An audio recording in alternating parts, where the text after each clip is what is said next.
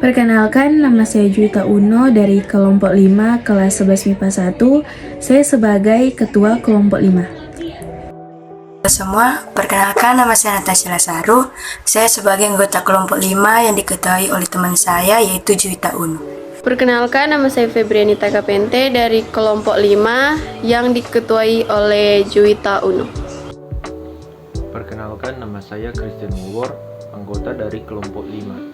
Perkenalkan, nama saya Duta Dama dari anggota kelompok 5. Materi yang pertama yaitu monopoli perdagangan oleh VOC. Dampak positif dari monopoli perdagangan oleh VOC yaitu yang pertama, banyak bangsa asing yaitu Eropa, Asia, dan Timur Tengah yang melakukan kegiatan perdagangan di Nusantara. Akibatnya, aktivitas dagang menjadi semakin ramai. Yang kedua, pedagang pribumi memperoleh informasi hasil rempah-rempah yang laku di pasar internasional. Selain itu, mereka juga mengetahui tata cara perdagangan. Terakhir, pedagang pribumi melakukan hubungan dengan bangsa lain. Dampak negatif monopoli perdagangan oleh VOC. Rakyat harus menjual hasil rempah-rempah kepada pihak VOC. Pendapatan menurun karena harga ditentukan oleh VOC.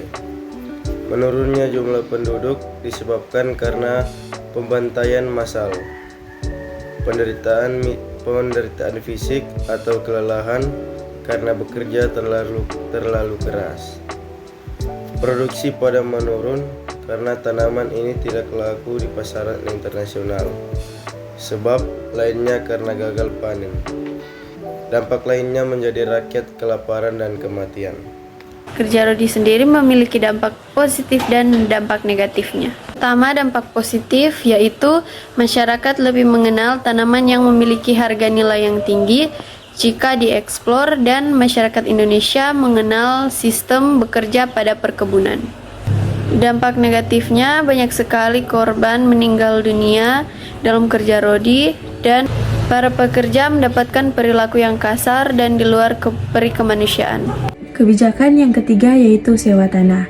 Dampak positifnya yang pertama, memperkenalkan sewa tanah dengan titik berat pada pajak dan ekonomi uang atau moneter, sehingga terjadi penghapusan kerja paksa dan para petani bisa menanam tanaman yang akan ditanam. Yang kedua, metode sewa tanah masih dipakai hingga sekarang. Contohnya pembangunan toko-toko seperti Indomaret, Alfamart, dan lain sebagainya yang disewa dari pemilik tanah yang ada. Dampak negatifnya yaitu menumbuh kembangkan kebencian rakyat pemilik tanah, timbulnya kerugian yang cukup besar bagi pribumi. Kerugian tersebut terjadi karena para petani saat itu belum terbiasa melakukan pembayaran dengan uang karena VOC menerapkan serahan wajib berupa hasil bumi. Yang keempat yaitu sewa tanah. Sewa tanah memiliki dua dampak, yaitu yang pertama dampak positif dan yang kedua dampak negatif. Dampak positif yaitu masyarakat Indonesia mengenal teknik pertanian baru di Indonesia.